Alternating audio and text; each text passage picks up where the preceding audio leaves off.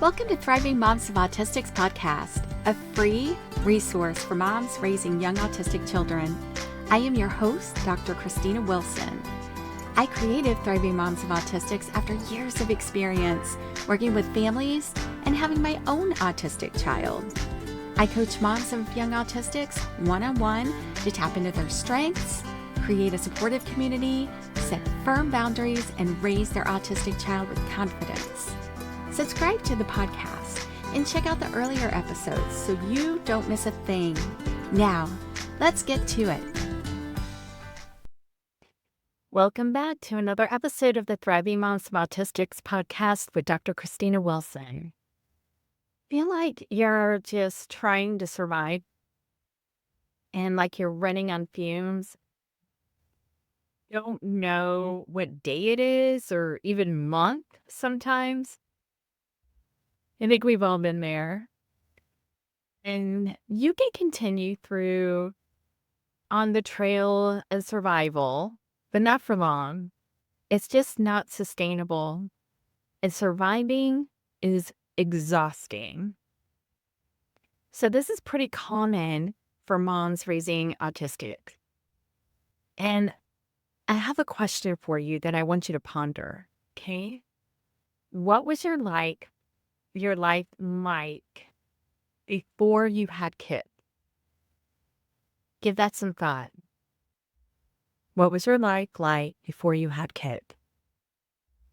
Well, as many of you know, I did not marry or have a child until later on in my life. So I had this ordered and structured life where I was able to plan everything out without having a ton of purpose and did what I wanted when I wanted. And it was great. Most of the time, it has its pros and cons, right? So before I had my son, I had an unusually stressful job in my career, and especially when I was working in emergency psych. You never knew what was coming or what you're going to walk into. It could be bridge jobs, SWAT teams, psychotic breaks. You just never knew. And the difference was that I could leave all that behind at the end of the day or early in the morning. I could leave it all behind at the office. And that was it. And then came the diagnosis many years later when he was 2, which brought on all the OT, speech, physical therapy, appointments, and my son suddenly had this full-time job, 40 hours a week at ABA. Things like eating food, drinking, delayed speech, potty training, all of that looked very, very different from my friends' neurotypical children. Very different. And I had to be on my toes and I had to be ready to pivot at any minute. And the chaos had set in, but in a very different way. So moms just can't leave it behind at the office, right? So in this episode, we dive into getting unstuck when the chaos sets in and how to grow from it. So find full transcript for this episode on your favorite podcast app and share the podcast with other moms to help them grow on their autism journey as well. And leaving a review on Apple Podcast is a great way to do that. So you can share it and with people that you don't even know, and so the word gets out, and that's a really beautiful thing. So how do moms of autistics get lost? Who do get lost in the chaos, finding themselves so stuck? Well, your thoughts and your behaviors have a purpose. They always have a purpose.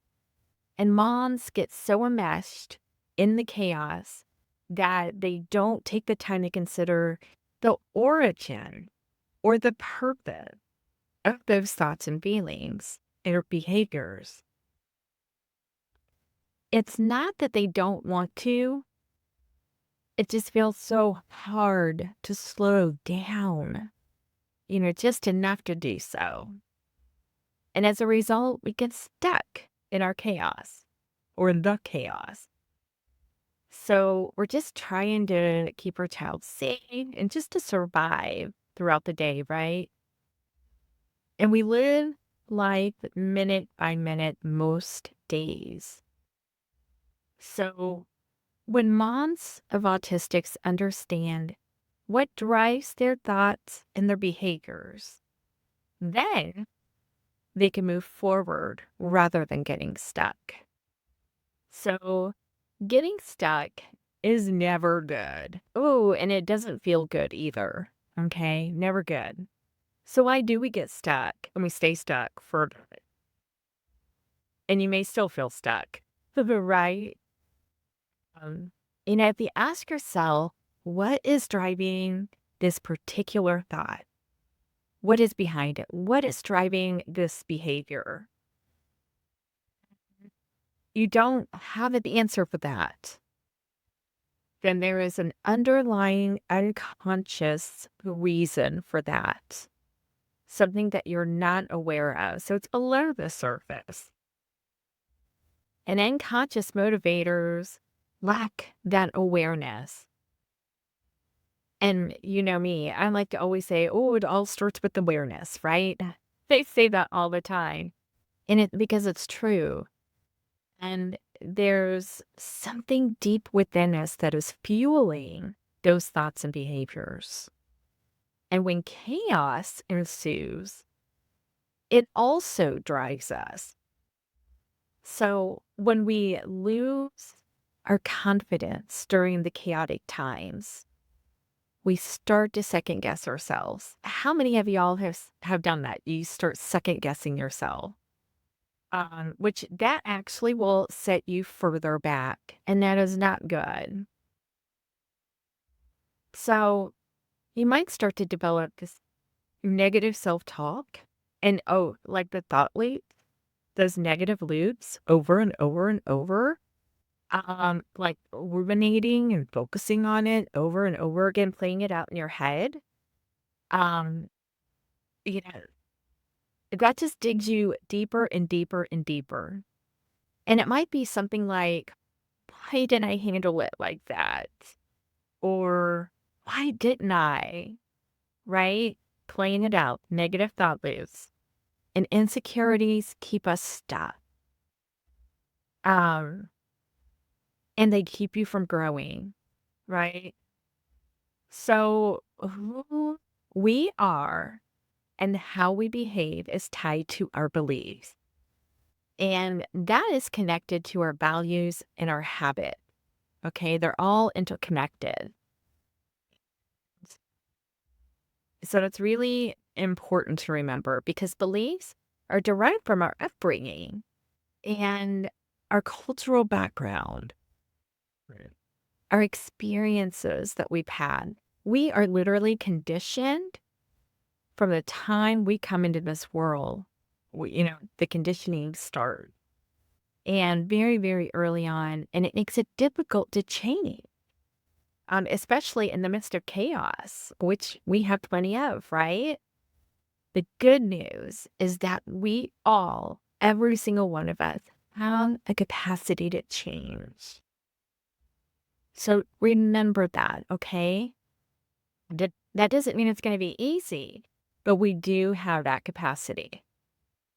And those with the fixed mindset are going to have the hardest time up because they believe that everything is set in stone, the personality, all the stuff. The things that, um, the way that they do things, they believe that that is set in stone. There's nothing that can change about that, who they are.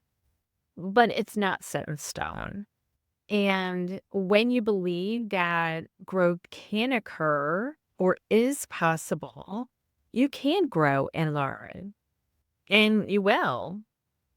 So I'm going to give you 3 ingredients for change. So moms of autistics can persevere.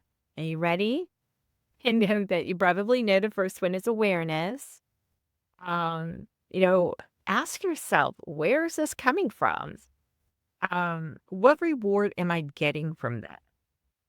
Now, reward might sound strange because usually, you know, you think of how you're getting something out of it, like you're getting an award for it, for example, and it's different.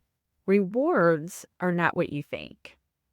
So when we're conditioned, there's a reward driving that outcome.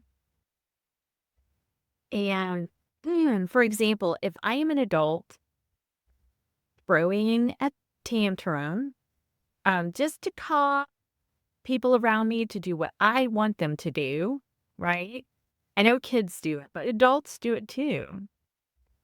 I had been rewarded at some point for that and will continue that behavior. So people just shut down and, just, because they don't want to hear it, I'm being rewarded for that.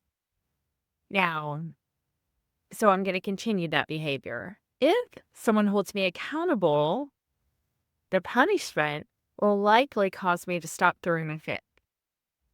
Okay? So that's kind of, how we think of the reward system, right? Okay. The second thing after awareness is that you have to do the work. Okay? So it's action, basically. And it's mental action because, we have to do some work mentally to figure out why, the why behind it. So basically, you're uncovering that unconscious and bringing it to the surface. Okay? How do you ever done something and thought, whoa, where did that come from? Right? That's because, or that's odd. It doesn't sound like me, or that wasn't where I was going with that. So it's unconsciously driven. Okay? The third is to take control. And we often lose our way. Okay? We often lose our way when things are so out of control. And once you figure out what is driving your thoughts and or your behaviors, growth can occur. And it's like watering your garden and giving it sunshine. Okay? That's what it needs to grow. Now, challenging those negative thoughts by going on a fact-finding mission. Is this true? Because I keep thinking this about myself. People told me that I'm bad forever, so I must be bad. Or maybe it's, a parent, still as you're an adult, they're still telling you that you're not a good person.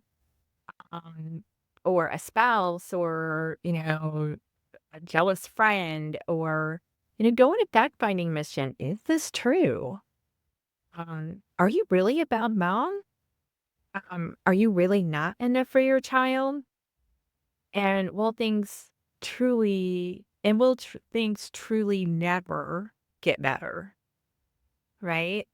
Flip that script or use affirmations to make this shift and to get back on track.